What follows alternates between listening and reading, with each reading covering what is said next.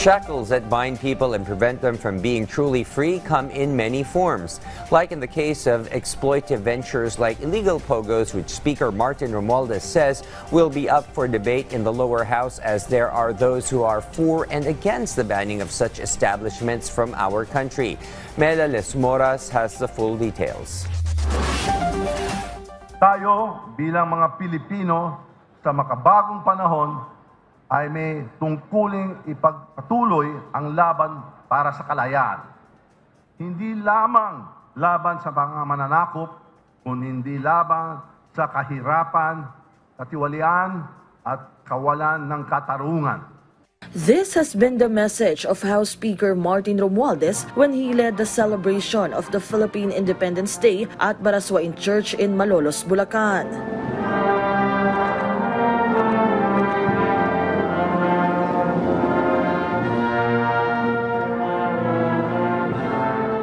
Baraswain Church has always been one of the main locations for Independence Day celebration rites in the country, given it was where the first democratic republic in Asia was born and where the 1898 Congress was founded. Aside from Romualdez, several other congressmen and local officials also joined the gathering.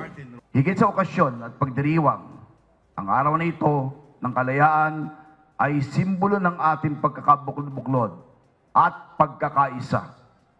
Ito rin ay panahon upang alalahanin ang mga sakripisyo at pagsisikap ng ating mga bayani na ipaglaban ang kalayaang tinasa-masa natin ngayon.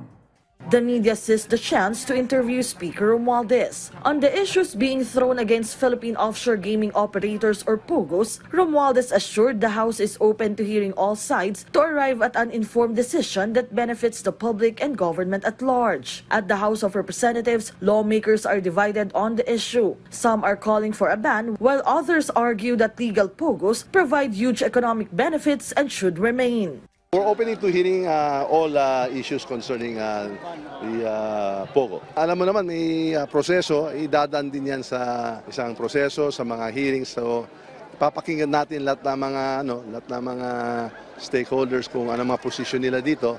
At doon natin titimbang kung anong dapat ang pinakamagandang gawin natin. In a statement, House Committee on Dangerous Drugs Chair Robert Ace Barber said, as the nation celebrates Independence Day, he hopes the country will soon be free from the social menace POGOs bring, as they sow chaos and destroy the moral fabric of society. For other lawmakers, they are just hoping for nothing but true freedom from various challenges being faced by the country. Nagpapasalamat naman tayo na our people ought to recognize the independence of the country, no?